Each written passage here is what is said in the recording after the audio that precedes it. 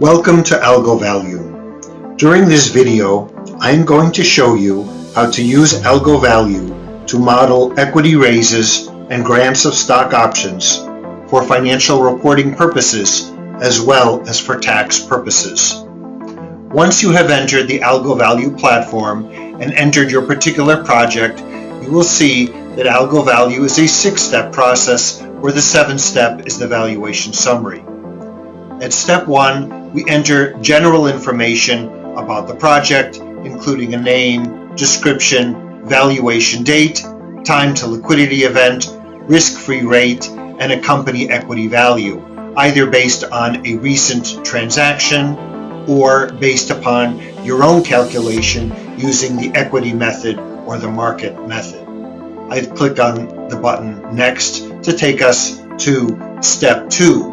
Here is where we enter volatility. You may choose among many industry and sub-industries. You can select your own peers with information provided about each company to assist you in your selection process.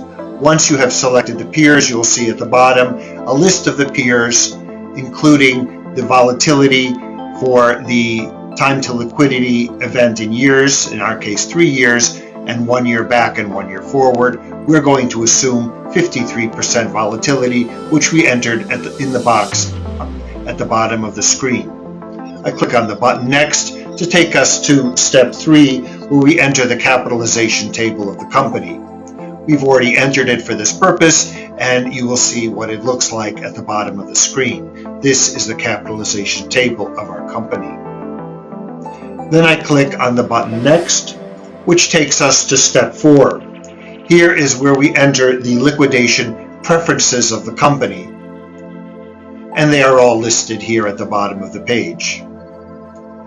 I then click on the button Next. This takes us to step 5, where we enter the shareholder participation rights, including, for example, whether the shares are fully participating, if there's a cap on the payout, if there's a forced conversion, and so on. At the bottom of the page, you will see a summary of the shareholder participation rights. In this example, none of the shares are fully participating. There is a payoff limitation as well as a conversion right on all the shares. I click on the button Next. This takes us to step 6, where we enter the stock options. In our example, we have 2 million stock options at an exercise price of 40 cents. At the bottom of the screen, you also have the option to enter any convertible debt.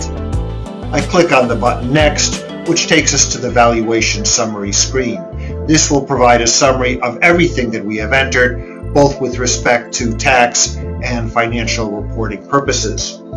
At the top of the screen on the left, you will have the share value, the common share value for tax purposes, known as 409A. Further down the screen, you will see a share class valuation table. The equity value of the company of $60.25 billion is allocated to all the various share classes. You see the total value per share class as well as the value per share. You have waterfalls for every share class, including all the percentages for each breakpoint. You also have the waterfall for the stock options, including the indication as to when it is in the money. At any point, you may go back to any of the steps and make changes to your assumptions. It could be, for example, the equity value of the company or any of the shareholder participation rights or liquidation preferences, and you'll see how it impacts the valuation and allocation. By clicking on Excel, you will see a summary of everything that you have entered thus far. For example, we have an Excel spreadsheet that is generated by AlgoValue. The first tab is the valuation summary screen. The second tab are the assumptions that you have chosen. The third tab is the discount for lack of marketability.